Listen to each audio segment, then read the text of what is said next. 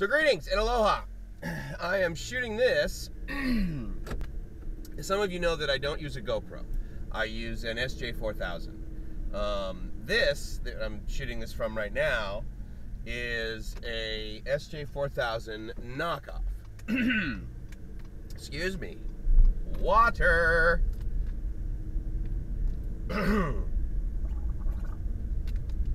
Gargling my grandchildren. This is a knockoff of an SJ4000. And for whatever reason, the way they designed it, it shoots video in AVI format. Which is fine to upload that to YouTube because they can convert pretty much any format. But it's kind of a drag if I want to try and edit it locally, because to convert an AVI to something that, well, actually iMovie is very good at all that. But for the most part, again, what I do is I shoot the video and then I upload it. I've been using the YouTube editor occasionally, and that's pretty cool.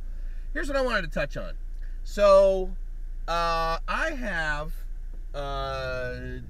had this life coaching company called Amazing at amazinglife.us is the website. I've had that company for now 7 years. Started it in May of 2010, shortly after I got my master's degree in executive leadership, and is one of the classes in the Master of Science in Executive Leadership, which is basically an executive MBA. If you go up to someone and say, oh, I have an MBA, oh, I have an executive MBA, they're like, oh, yeah, I know what you mean. You say, I have a Master of Science in Executive Leadership, they're like, what? So, it's an executive MBA. How's that? And I got it at the University of San Diego. And so anyway, so I graduated in May of 2010, and in about December of 2009, I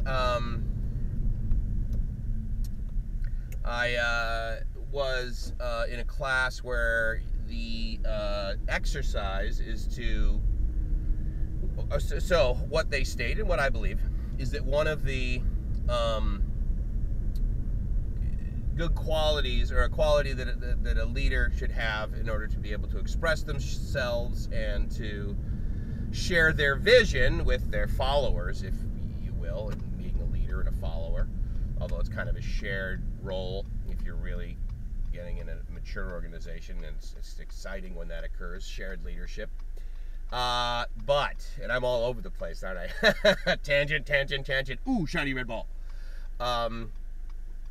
Anyway, so as part of that, you describe what's called your leadership point of view, and basically as part of the exercise, or as the way to manifest that, you are instructed to be a storyteller. And so you tell a little story about, you know, why you believe you are the leader you are, and some of the expectations that you have as a leader, some of the expectations you have of your peers, and why, and then more importantly, what you believe you bring to the table and how you are going to add value. So I went through all of those iterations, and the gentleman who was basically teaching the class, Ken Blanchard, if you know who he is. He's more famous for his one book, The 1 Minute Manager, but that said, he's sold over 50 million books on Amazon. But The 1 Minute Manager, he's the one he's the most famous for, and I believe he has sold over 20 million copies of that, but I'm not sure.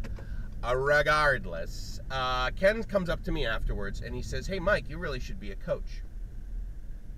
Now, in 2009, the way that I understood the word coach was a person who works with a sports team. And I said, Ken, I'm honored. This is great. I'm really excited. I love this program. I love what you and your wife and your organization, the Ken Blanchard Companies, has done in partnership with the University of San Diego. But, you know, and I love doing this and I love working with you guys, but I just don't have the time to coach your little league team that you're probably sponsoring. And he smiled and he said, no, Mike. Don't be silly. And it's almost as like, he didn't literally do this, but Ken is a friend. So it's just kind of funny. No, silly boy. No, what I mean is you should be a life coach. And I thought, okay. And you know those deals when you are made aware of like a new word? No, not those deals. Those scenarios when you're made aware of a new word and you, but you're a little younger and one of your buddies says, well, you know what that means, right? And you're like, oh yeah, but you don't. And what I mean by being younger, I mean like in the 3rd and the 4th grade.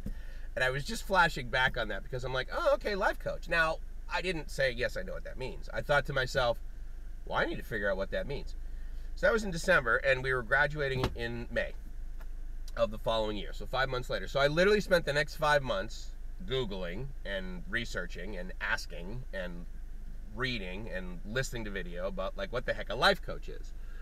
What I discovered is that basically I can walk into a crowded room and say, hello, I'm a life coach. And people are like, okay, you just announced yourself as a life coach. I can't walk into a hospital and say, I'm a neurosurgeon. And all of a sudden people are like, okay, you're a neurosurgeon. No, there's things that you need to be able to accomplish as well as prove to a board of why you can hold that title.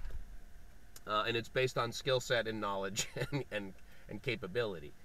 And I say that knowing that I will always have more to learn and I can always be a better life coach. There is a body called oh God, I forget what it's called. It's something like the American Federation of Coaches or something like anyway, I apologize that I don't remember what it is, but the word federation is in there. At the end of the day, what they've tried to do is develop some kind of regulating body or organization that says, yes, you've done these specific things that we all agree are the minimum requirements to be a life coach, and now we give you a thumbs up. American Coaching Federation, ACF. Now we all sort of agree that you're a certified life coach of some kind.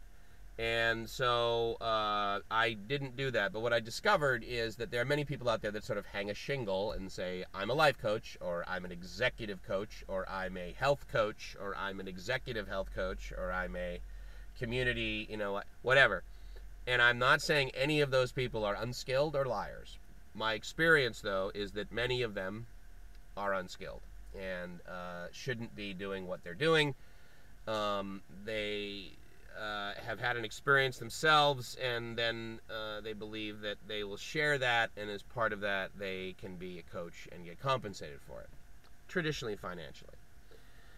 So anyway, I thought, all right, well, I don't particularly like this label or this title of life coach, but it seems to be a common one, and much like if I say I have an MBA, you don't necessarily query what school I got it from and say, okay, well, is your education better than others? So I thought, all right, fine, so I'll settle into life coach. And I worked with a buddy at USD who was one of my mentors. He still is, even though he's physically passed away in this world. But his name is Jerry. And I still, think to myself, what would Jerry do? Or like, hey, Jerry, what should I do here? And I guess an answer comes. Probably because of the, I don't know, something that's going on in my brain. But I also believe he's still sort of with me. So whether you believe that or not. Anyway, so one of my mentors said, yeah, no, life coach, that's a good one, and you're amazing, and I thought, oh, so I sat with one of my classmates, and we came up with the company Amazing, with the I in amazing as an exclamation point, or as sort of what I refer to as the amazing blam. Nike has their swoosh, I have a blam, so the amazing blam. So amazinglife.us if you want to check it out and kind of check out the ideas that I believe are helpful for people. And so I wanted to share that because in a couple other videos I'm going to talk about, or will talk about, or have talked about how that's changed my life and how it's changed what I do. So this entire time I have been working in the ITS department at USD. But what I've discovered is that there's always the opportunity to coach. There's always the opportunity to sponsor. there's always the opportunity to give advice, and I try and stay away from doing that. What I try and do is, sit with people, listen, hold space, if you will, however you want to label it, and say, okay, well, here's been my experience. Here's how I was successful at that, or here's how I was unsuccessful at that, and you may want to steer away from that. So a lot of this video, I think, is just a little bit, it's almost esoteric, really. It's just sort of generic stuff. But I wanted to sort of tee this up because I wanted to start a couple of videos on where I sort of started about 7 years ago on this path of life coaching, how I actually did that and had customers who paid me, but how I really don't do it now, in the sense that I sit down and have a life coaching engagement and we sign a contract and saying, this is what I commit, this is what you commit, and this is how much money it's going to cost. I don't do that, and I don't do that process any longer. But what I do is, I believe, humbly, I help people. And in turn, that helps myself too. So anyway, so I wanted to just sort of tee that up. That's a little bit about Amazing. And why I say, if you're not living the dream, you're doing it wrong, because I discovered that there's a lot of ways to do things wrong, and you can watch a lot of people do things, and then you can really do things right. And so I'm going to share a little bit about that. So anyway, so that's just sort of the beginning of Amazing. I'll check back with you soon, and once again, honestly, I hope wherever you're watching this, you're safe and happy, and I truly hope you're living the dream, because if you're not living the dream, you're doing it wrong. Ciao.